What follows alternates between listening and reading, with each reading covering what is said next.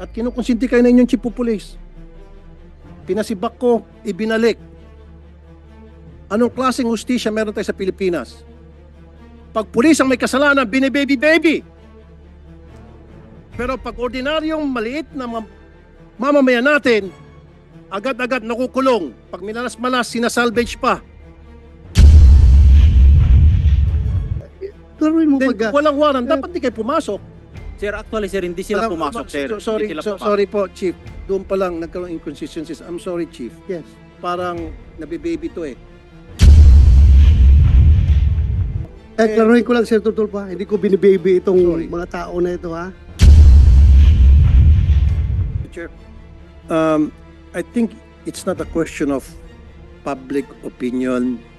I think it's a question of these people doesn't have respect dito po sa Senado. I'm just citing public opinion kasi lahat tayo Opo, opo. marami nagsusubaybay dito Mr. sa Chair, ating hearing. I agree with you. Pero- Again, hindi na naman tumutugma. Ang daming hindi pagtutugma-tugma. Mr. Bakit Chair. mo sinabi na walang warrant? Mr. Chair, alis na lang ako rito. Hindi ko matiis. Nakikita ko na parang itong mga pulis pinagluloko. I'm sorry, I have to walk out. Hindi ko kaya to.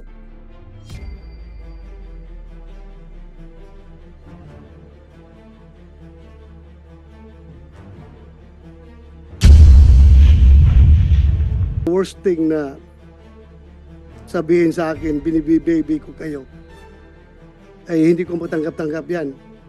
Na binibaby ko. What's the use of me being the chairman of this committee kung ibibi ko kayo?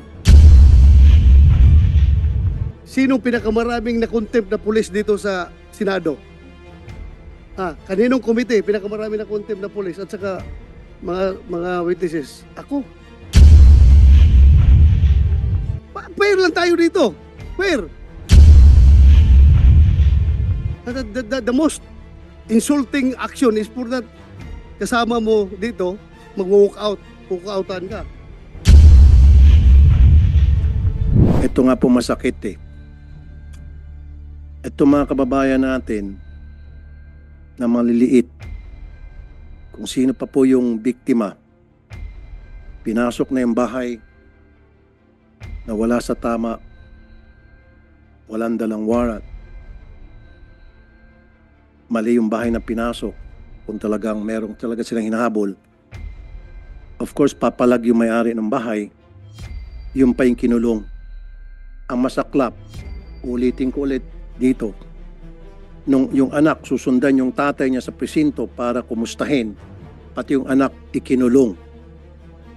Anong klaseng hustisya meron dito? Nang bugbog pa. Sabi ko nga, kayong tatlo, nagawa nyo yon sa bahay ng Camilon family sapagkat sila'y mahirap. Kung ginawa nyo yon sa bahay ni General Bato de la Rosa, now Senator Bato de la Rosa, baka may kalalagyan kayo. I promise you, hindi nyo kayang gawin yon sa bahay ng mga mayayaman. Hindi nyo kayang gawin yon sa mga taga Forbes Park. Or maski na sa mga wala sa village na mga bahay na mayayaman. Hindi nyo kayang gawin yon. Look at me while I'm talking to you, please. Ikaw, just look at me. Huwag ka matakot, hindi kita kakainin, hindi ako kumakain ng tao. Ang tapang-tapang mo, pag pobreng kaharap mo, pero pag sa akin, hindi ka makatingin. Duwag ka pala. Napakaduwag mo. Ang kaya mo lang mga pobre. Titigan mo pa siguro hanggang sa matulang, pero pag kaharap mo ako, takot ka. Bagbuntot mo. Subukan nyo gawin yun sa mga bahay ng mga mayaman. Hindi. Baka naratat na kayo. Nagagawa nyo yun sapagkat alam nyo walang kalaban-laban mga yan. And I have witnesses na dati nyo nang ginagawa pala yan. At kinukonsinti kayo na inyong chief of police. Pinasibak ko, ibinalik. Anong klaseng hustisya meron tayo sa Pilipinas? Pag pulis ang may kasalanan, binibaby-baby. Pero pag ordinaryong maliit na mamamayan natin, agad-agad nakukulong. Pag minalas-malas, sinasalvage pa. o matatagpuan na ng patay at nagbikti kuno. Bakit ganito ang hustisya sa atin? Pag pulis, nagtatakipan, nakakalusot. Pag pobreng kababayan natin, nakukulong agad. Yung mga karapatan, tablado. Nabubugbog pa. Ngayon, nasibak nga itong si Chief of Police dahil sa mga lapses na binanggit ko, ibinalik. Chair, I think it's not a question of public opinion. I think it's a question of these people doesn't have respect dito po sa Senado. I'm just citing public opinion kasi lahat tayo naman. Opo. Marami nagsusubaybay dito Mr. sa Chair, ating hearing. I agree with Pero you. the legal aspect is beside Yeah, that. Kasi issue. Mr. Chair, kung matatandaan mo, in fact, we waited for several minutes, almost half an hour or so, na binigyan natin sila ng pagkakataon makausap yung counsel, yung lawyer. Nag-usap-usap sila dyan banda. Hindi natin sila pinilit, Mr. Chair. Walang pumilit sa kanila. Silang kusa nagsabi, yes. Inulit mo pa ata yun, if I'm not mistaken. Are you sure, sigurado ka, etc., etc. Maging si Senator Tolentino, if my memory serves me right, ganun din. Walang pumilit and they said yes. And then yung kabila, Vicente family said yes. Now, pagtalikod dito, they said no. Para sa akin, panloloko yun. Pambabastos yun sa Senado. Kasi kung ayaw naman talaga nila, alam nila na ata sila later on, sana dito pa lang, nag-no na sila. Hindi naman sila pinipilit eh. They know in their hearts, they know that, Mr. Chair, na paglabas dito Senado, magnuno sila. Alam na nila yun. Kailan dito, sa harap natin at sa harap ng publiko, pinalabas nila na sila ay mag-iya sapagkat wala silang tinatago. Yun yung point ko doon, Mr. Chair. Na para wag na silang tularan, dapat ipa-show ko sila later on kung bakit hindi sila ma-cite in contempt. Kasi they could have just said no. Hindi natin sila pipilitin, Mr. Chair. Remember? Kung sinabi lang nila no sa atin, tapos na usapan. Move on tayo sa ibang topic. But they said yes. And the kabila said yes. Yun lang po yun. And now, Mr. Chair, may I request next time yung RD siguro, patawag natin, or maybe yung si Chief PNP, if we can request, or si yung administration ng PNP, yung hierarchy, para nakakasama na loob kasi, Mr. Chair, makikita po ng mga biktima at makikita po ng mga iba pang biktima nila in the past, mamaya magpapakita kong video na meron pa sila ibang biktima. At kumbaga, parang gumawa ng kalokohan mga ito, nakalusot na naman, at nakulong pa yung mga katulad naming mahirap. Yes, we will do that in the proper time. Buti pa, Mr. Chair, yung mga ibang PD at RD na nilapitan ko, pag nirelieve all the way. Marami na po ako naparelieve na mga chief of police na I went to the PD and RD, na-relieve all the way. Ito, nirelieve and then binabalik din at nagbigay lang ng rason na para sa akin, very shallow, flimsy yung reason.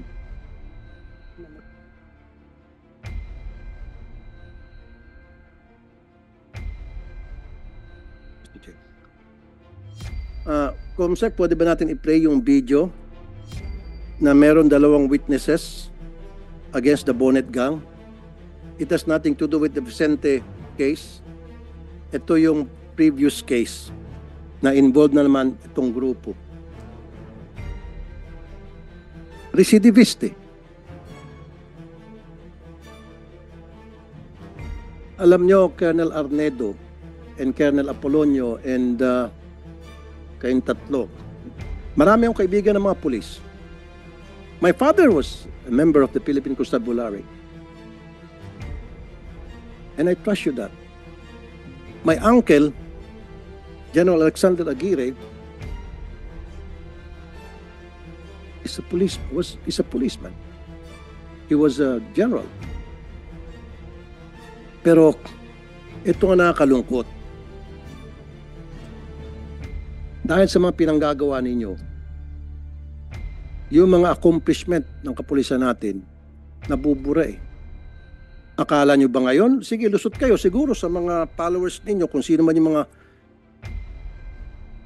taong naniniwala sa inyo. lusot kayo. Pero sa taong bayan, hindi kayo nakakalusot. Believe me, I've been doing this for so many years. Kaya masama ang loob ko ngayon dahil nakikita ko yung classic injustices na natatanggap ng maraming tayong kababayan, iba't ibang klaseng kawalang hustisya sa kamay ng mga pulis. Makailang beses na po ako, Attorney Bernardo, sir, nakainkwentro na pag pulis po ang may kaso, ang bagal po ng hustisya. Ang bagal ng hustisya. Daming proseso. Samantalang pag ordinary mamamayan, wala ng proseso-proseso, kulong na agad. Pakita po natin yung isang video.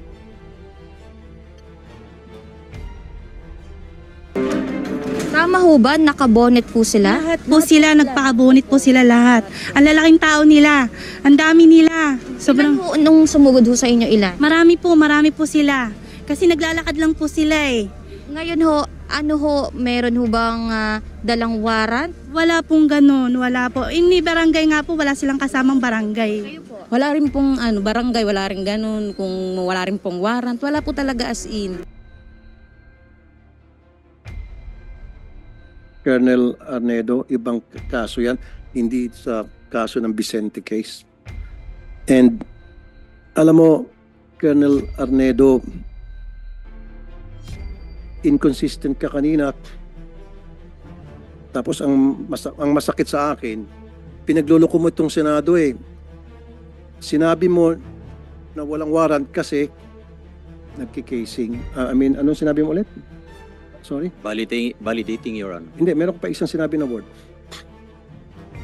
Yun lang, Your Honor, Hindi, meron ko pa validating. sinabi na, sabi mo walang warrant dahil, aside from validating, meron ko sinabi na word. Parang, Covert operation. Covert. Yes, Your Honor. Sinabi mo covert operation. So, para mailusot mo, yung hindi na sila kailangan magsuot pa ng body cam, na kailangan magsuot sila sa bonnet, you use that word covert para mapagtakpan mo yung kawalan sa procedure na hindi na rin kailangan ng barangay. Di ba? Ginamit mo yun eh. Akala mo mautakan mo tong Senado. No, Colonel, huwag kami. Kasi, and then later on, nung nagbigay sa iyo ng leading questions, si Chief Bato de la Rosa, our Honorable Chair, yes, may warrant yan. Nasa warrant, kaya lang hindi namin dala. You see, pinaikot mo kami. Covert operation, and then ngayon, may warrant pala, hindi lang dala. So kung covert operation, hindi na nga kailangan ng barangay. Kung covert operation, pwede nga bonnet, tama? Kung covert operation, maski wala nang body cam. Pero tatanungin ko si Attorney Bernardo, for the sake of argument, covert operation, Attorney Bernardo ng Napolcom, kailan ba mag-bonnet ay body cam? Hindi. Your Honor po, kung tutukuyin ko yung sinabi po nila, kung sila ay merong covert operation or validation, this is a planned activity. Kaya dapat dala nila yung warrant of arrest. Kasi nga kung ginayak nila yun, pangalawa, dapat nakalagay yun sa logbook na meron silang operation. Sa informasyon po namin, hindi naman nakalagay na magsaserve ng warrant. At meron lang silang titignan. Kaya hindi rin tutugma. Pangalawa, kung yung sabi nila na meron silang service ng warrant of arrest, hindi po sumunod talaga sa proseso. At kung titignan po natin, doon sa nabanggit nyo pong command responsibility, kung merong ganong infraction, dapat nagkaroon na ng proseso na aalamin saan sila nagkulang at ano ang nangyari. Yun naman yung sanang pinakikiusap namin sa Chief of Police. Dapat po yung pagsusuot din ng bonnet, natukoy din po natin nung nakaraang hearing yan, kung talaga magsaserve ng warrant, gaya ng sabi nila, dapat meron namang kasamang nakaupo uniformadong tao. Kailangan magpakilala muna. Kung sakali ang sabi nga raw nila, baka meron pang masamang nangyari doon. Kaya hindi nila isinama kagad yung pulis. Yung mga bagay po ng yun dapat mausisa rin. Pero hindi namin po pinahihintulutan na yung normal operation nakabonet. Kaya nga po, Attorney Bernardo, para mapagtakpan nitong si Colonel Arnedo yung mga pagkukulang nila from serving the warrant, bumuelta siya sa yung nagkikasing daw. Kahit na rin po magkikasing dapat dala na rin nila yung warrant of arrest. Kasi nga, yun kasama sa mga gamit nila na para makapagpatunay na lihitimo yung kanilang casing operation. Kasi operation pa rin po yun na nakaplano pa rin yun na meron pa rin documentation din po dapat yun. Dala dapat nila yun. So in short, Attorney Bernardo ng Napolcom, meron talagang infraction doon, meron talagang mga lapses doon. May mga procedure na na-violate. Offhand po, mukhang meron pong, kung babasihan po doon sa pagsaserve ng warrant of arrest, meron pong kulang. Kasi nga, kung wala silang body-worn camera, ang sabi po ron sa Supreme Court Kahit na covert resolution, operation, ang sinasabi nito. hindi rin po kasi ang narinig ko nung nakaraang meeting magsaserve sila ng warrant dapat meron silang motion sa husgado kung wala silang body-worn camera na hindi nila ma-serve na walang Okay. body-worn. So kayo pong testigo, Attorney Bernardo, na merong nagsisinungaling sa kanilang dalawa between the colonel and these three. So it's just a matter kung sinong pipiliin ni Chief Bato de la Rosa, kung sino sa kanila ipapakontempt ngayon mismo. Kasi nga, kayo pong testigo, sabi nila they were serving warrant and they have in their possession warrant of arrest. And now, at Colonel Arnedo said, walang warrant because sila ay nakikasing lamang. So, clearly, may nagsisinungaling sa dalawa. Covert operation ang ginamit niya. Tama ba, Senator Bato? Yes, in order, it doesn't take Attorney Bernardo to decide kung sino sa kanila nagsinungaling. It's better na pakinggan natin kung sino talaga nagsinungaling sa kanila. Kasi, Chairman, Mr. Chairman, yun na, very clear na dito, established na rito na nung last hearing, we were all here, at sinabi nila, they were serving warrant. Remember? Meron Yes, silang hawak na warrant. Sinabi nila. Sinabi nila. Hindi na sinabi na may hawak silang warrant, ha? They were serving warrant. Ang sinabi nila dito. Nagsabi ba kayo na hawak niyo warrant? May dala kayong warrant? No, they said they were serving warrant. Nag-serve kayo ng warrant, di ba? Operation? Yes, Your Honor, magsaserve po kami nun. Pero hindi, Ano isi-serve niyo kung wala kayong dalang warrant? with due respect, Your Honor, lahat po yun ay documented. Pag-alis namin, actually po planned operation dahil po pinlano po namin yun, naka-logbook po yun, naka-blatter. At So, naka-blatter, na lalakad kayo, mag-serve kayo ng warrant? yes, Your Honor. Sana Your yung Honor, blatter, sana yung blatter na yan. Okay, part po yun sa mga sinabit Okay, namin na ayan na naman, ayan na naman, Mr. Chair. Palagi natutulas, magsaserve sila ng warrant. At again, kumukontra naman sinasabi ni Colonel Arnedo, yung kanilang PD, na walang warrant dahil sila ay nagkikasing lamang. Again, hindi na naman tumutugma. Ang daming hindi pagtutugma-tugma. Covert operation, hindi, hayaan mo siya magsalita. Let him speak. Do not stop him. Isa ka pa. See, sandali, hindi, I'm not talking to you, sir, Colonel po. You see? Sinabi niya, they were serving the warrant, which means they have the warrant in possession, because if you're serving the warrant, then you must have that paper. Yes, dapat. Kaya nga, di ba? Simple English. They were serving the warrant. So, merong hawak So, sila. saan ang warrant nyo at that time? Bakit hindi kayo nagdala ng warrant? According to your dala po PD. ng warrant officer ko, Your Ha? Honor. Ako po yung sinasabi lang hindi may dala, pero yung warrant officer ko po ay meters lang po ang layo sa akin. Sinong warrant officer nyo at the time? Police Corporal Joel Dicen po, Your Honor. Ikaw? Yes, Your Honor. May dala kang warrant ng time na yan? Nasa bulsa ko po, Your Honor, kasi po magsaserve po kami ng warrant of arrest. Kaya nga, paano kayo magsiserve kung walang warrant? So, dala-dala yung warrant. Dala po namin, Your Bakit Honor. sabi mo na walang warrant? Magbabalidate pa lang kami that time, Your Honor, nung... Sandali. Mr. Bakit Chair. mo sinabi na walang warrant? Mr. Chair, alis na lang ako rito. Hindi ko matiis. Nakikita ko na parang itong mga pulis pinagluloko. I'm sorry, I have to walk out. Hindi ko kaya to.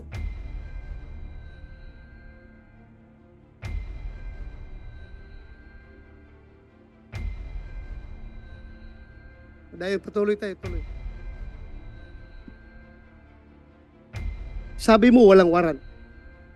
Sir, based doon sa report, sir, pagbabalidate nga sila, ang warrant of arrest is nasa warrant officer, sir, which is not part of the validating team. Yung nga, Chief dapat Intel. pinintindi nyo kasi Dr. Tulfo na ang may hawak ng warrant, yung warrant officer.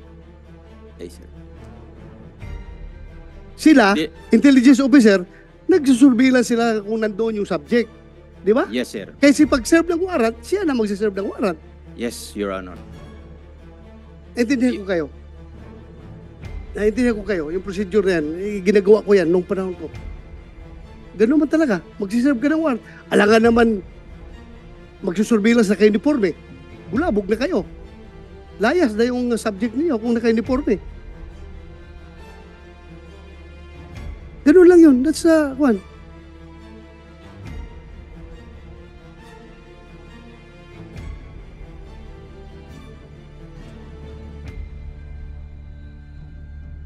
Mahirap yung ako. The worst thing na sabihin sa akin, binibibaby ko kayo, ay hindi ko matanggap-tanggap yan.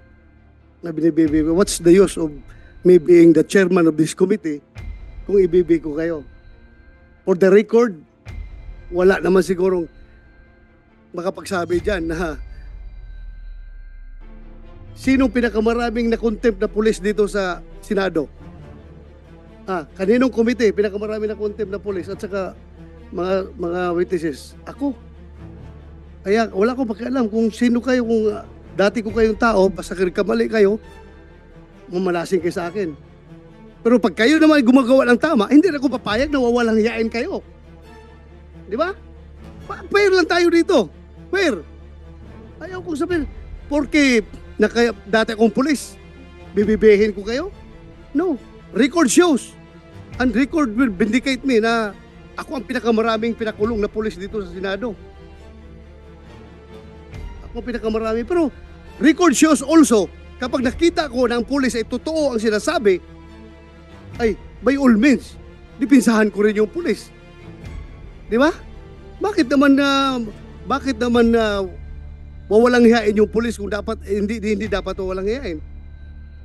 Ganun lang ako, fair lang ako dito. Wala akong pinapaboran dito. The most insulting action is for that kasama mo dito mag-walk out, walk-outan ka.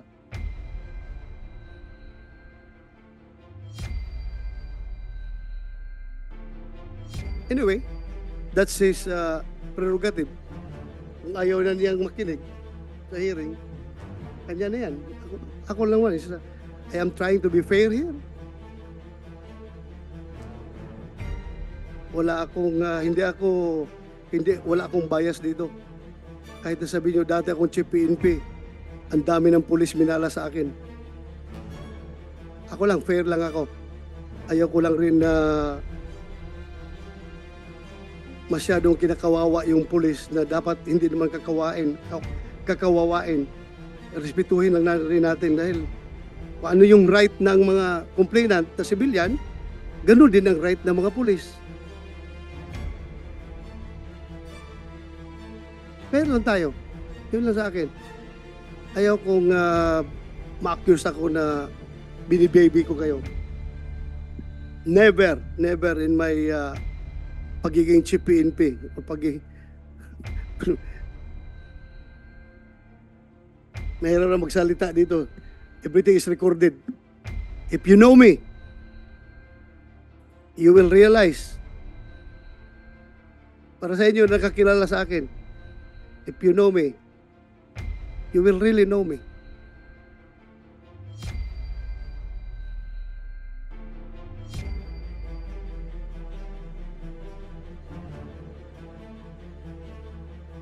Hindi ko lang matanggap-tanggap for the record na kayo ay pinagmumura dito. Ayaw na ayaw ko mumurahin yung taong naka-uniforme, mumurahin, wawalang hiyain. Yan ang hindi ko matanggap-tanggap. Kung dapat kayo murahin, doon sa labas. Huwag dito sa hearing.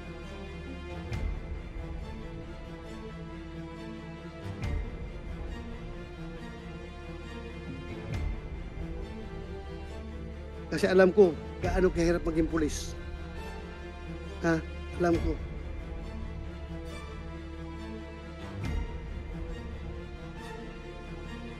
Paglabas mo pa lang dyan sa pintuan ng bahay mo, hindi mo na alam kung magkakabalik ka ng buhay sa mga anak mo pagkahapon.